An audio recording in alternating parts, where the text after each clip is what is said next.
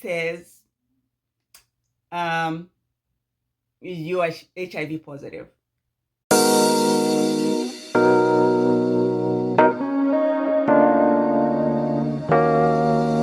It's 2018. I found out that I was pregnant because at the time that I found out, like I was only maybe 6 weeks pregnant, 7 weeks pregnant.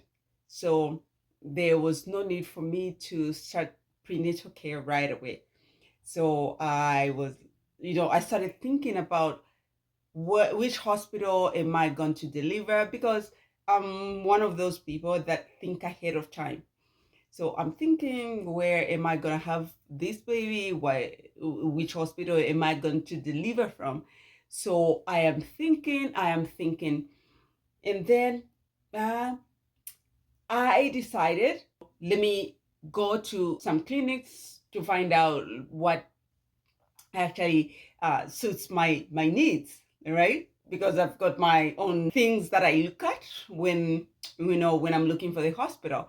So I decided upon the hospital that I wanted to go, to go check out, to start prenatal care. Now, as you may be aware, each time you go to the hospital to start prenatal care, they carry out certain tests that are just standards, mandatory. There's no way to run away from them. So I would go to this hospital, and then they carry out the tests and all that. But then each time I found out that there was something that I didn't like about that particular clinic, then I would just leave, never go back. So I went to, I think, about 3 clinics before I went and settled on one clinic. I settled on Coptic Hospital because aesthetically, this hospital looked nice. They've got like new building, and it just looked nice. So I was like, okay, perhaps this is where I want to deliver the baby from. And so I went to register for prenatal care. And then at the time that I registered prenatal care, they put me through those tests that I talked about, because it's just mandatory. There's no way you can run away from those tests. They gave me an appointment, to start, the prenatal care, but I needed to start with those tests. So I went for those tests and I did everything. And the day that I went to see the gynecologist to see, to look at my results and give me an appointment to start the prenatal, this doctor that I had looked at my results and told me everything. Like, let me just say this. About a few weeks prior to that, I had gone to visit that hospital, that particular hospital. I don't know who gave me this idea to go visit that hospital, but I was at 7 weeks pregnant. I went to visit this hospital because I just had this pain, like on my side of the body, and I was like, oh crap. But it was a time I had actually found out that I was already pregnant. I was 7 weeks pregnant, and they scheduled me for an ultrasound, a scan, where they were going to scan my, the side of my body. I went in there, they did their thing, they scanned me, and they finally told me the results, that actually, it doesn't look like anything, like it's benign. Okay. However, if, like, once you deliver and you want, something to be removed, you can come back and remove that after you're done with a pregnancy, after you deliver the pregnancy.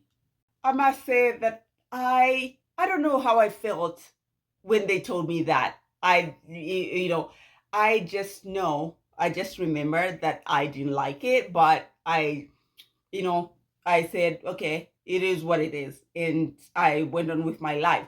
But at the same time, at that particular time, I had also made up my mind that I wanted to have my baby there, because I had talked to one of these people that I knew personally, and they just happened to be a nurse at the particular hospital. And they did not tell me that, this hospital is good or bad.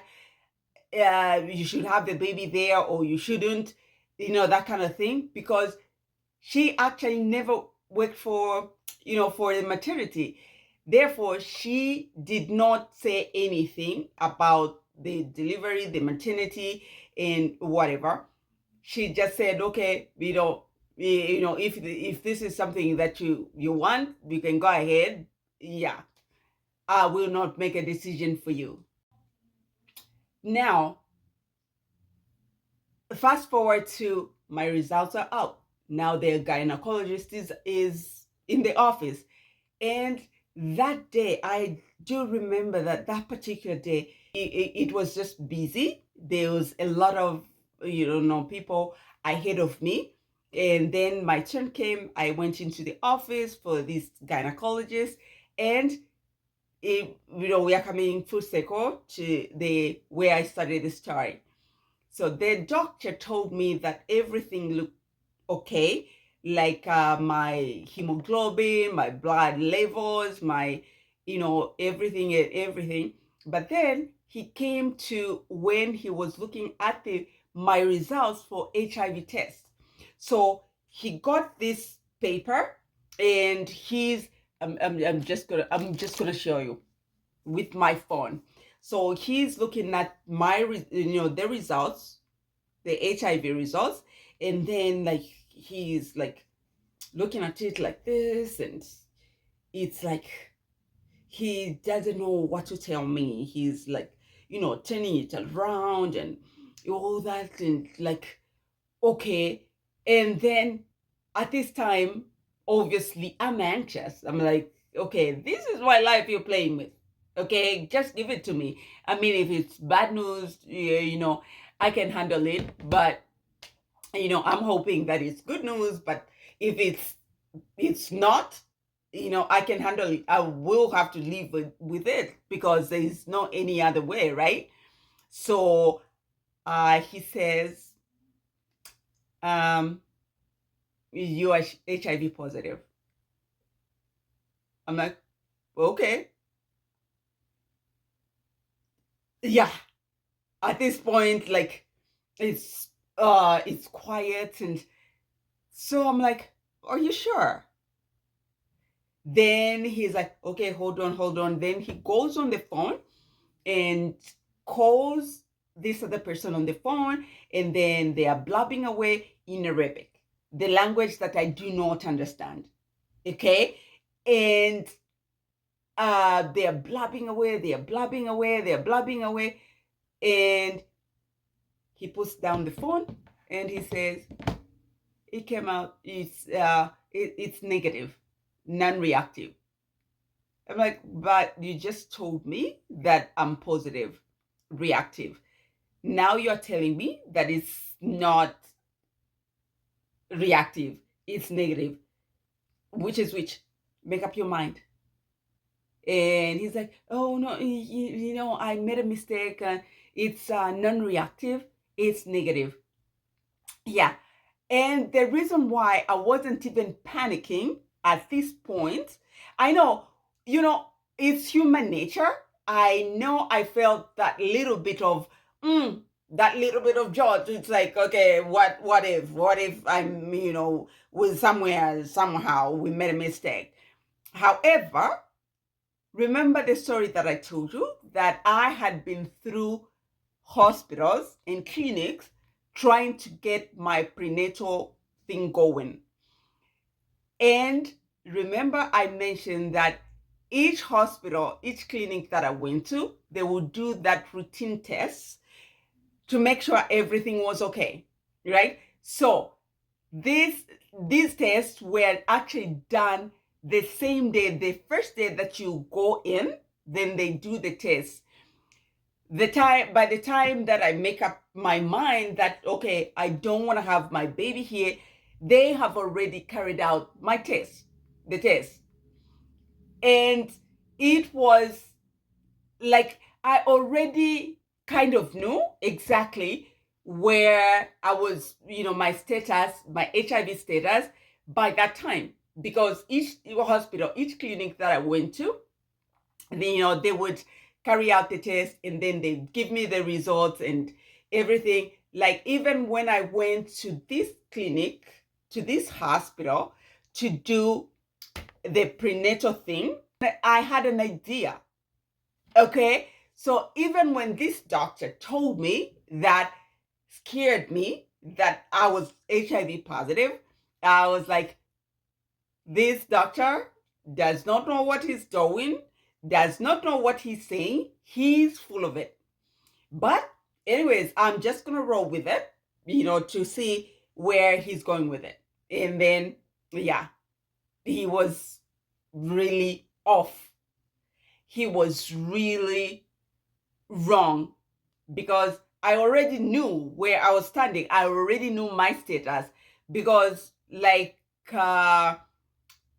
I don't think that I ever did anything that would put me in jeopardy of the thing that he's talking about. So, what's the point I'm trying to make?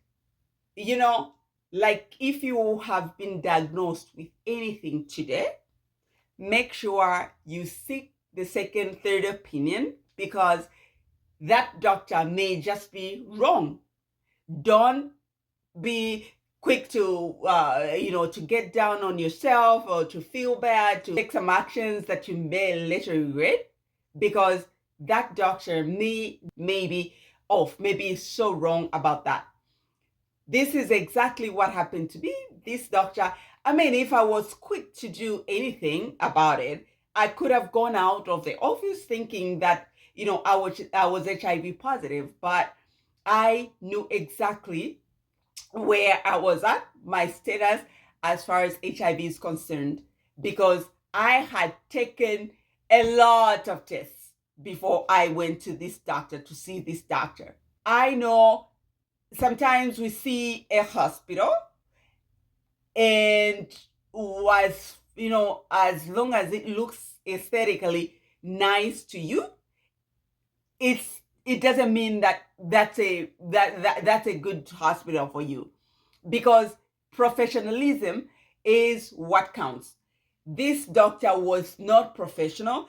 I don't know where they are getting these doctors that are, they are hiring at that hospital, because obviously that doctor, I mean, if I was one of those people that just took things seriously, I could have sued him. Okay? Remember the lady that I told you about, the one that I knew personally? The story that she told me from that hospital, because I mentioned that she wasn't working in the labor section, like in the labor department. She was working in the same hospital, but different departments.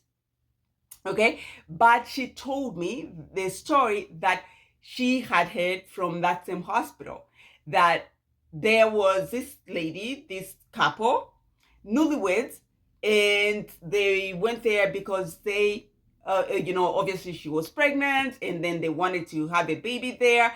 And obviously they looked at this hospital as nice because it looked very nice. This hospital is very clean, it's very nice, and it's quite new. Okay, so this couple went there and they had their baby there. Apparently, the lady had a baby through C-section. And at the time that they were doing everything, they ruptured her uterus. Okay, meaning like it was so bad, according to the story, allegedly, this lady would never have children, ever have children, other than the one that she had when she had the uterus or whatever ruptured. And so Now the husband to the lady, was so upset that, what is this?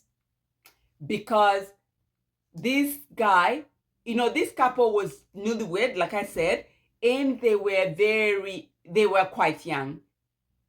And so this guy is like, no, I'm not going to have this. So I am going to sue this guy. And then he went ahead and sued this guy. But this is how come the doctor allegedly ran away and went back to wherever he came from. He was in Zambian.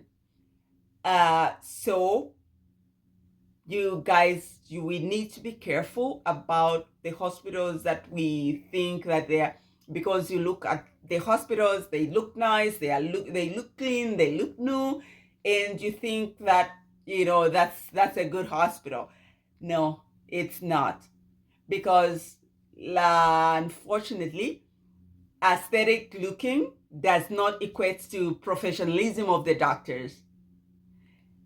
That's all. That's a story that I wanted to share with you. And this happened at Coptic Hospital back in Zambia. They're all over Africa. I think I saw a Coptic hospital in Kenya.